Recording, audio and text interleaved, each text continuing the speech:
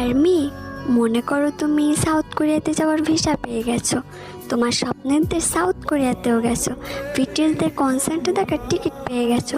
তুমি বিটিএসদের কনসার্ট দেখতে গেলে 7 রাজা ট্রেন এলো, গানও শুরু হলো, একে একে 7 রাজা গানও গাইলো।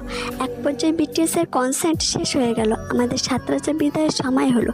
তুমি না চাইতেই কান্না করছো। কেউ একজন বলে উঠলো, তোমার মন খারাপ কেন? তুমি সামনে তাকিয়ে দেখলে তোমার ভালোবাসার মানুষটা তোমার সামনেই দাঁড়িয়ে আছে। ভি বলল, তুমি কান্না করছো কেন? আমি বললাম, আজকে আমার জীবনের সব ইচ্ছা পূরণ হয়েছে, শুধু একটা ইচ্ছা বাদে। ভি বলল, কি ইচ্ছা আমাকে বলো, আমি পূরণ করার চেষ্টা করব। আমি বললাম, আপনি পারবেন না। ভি বলল, বলে তো দেখো। আমি বললাম, আপনাকে নিজের করে পাওয়ার ইচ্ছা কিম সাহেব। ভি বলল, আমি তো তোমাকে অনেক আগেই বলেছি আমাকে একজন আইডল হিসেবে ভালোবাসা। আমি বললাম, পারিনি কিম সাহেব, আপনাকে নিজের করে ভালোবেসে ফেলেছি। ভি বলল, ভুলে যাও আমাকে পাওয়ার স্বপ্ন। আমি বললাম, এই জীবনে সম্ভব না। ভি বলল, তুমি পরে কষ্ট পাবে, কারণ আমি তোমাকে শুধুমাত্র একজন আর্মি হিসেবে ভালোবাসি। আমি বললাম, হন না আপনি অন্য কারোর, তাতে কি যায় আসে, আমি আপনাকে দূর থেকেই ভালোবাসবো। ভি কান্নার চোখে তাকিয়ে আছে। তুমি ওখান থেকে চলে আসলে। আচ্ছা আমি মনে করি এখানে তুমি আছো, এখন তোমার মনের পরিস্থিতিটা কেমন হবে?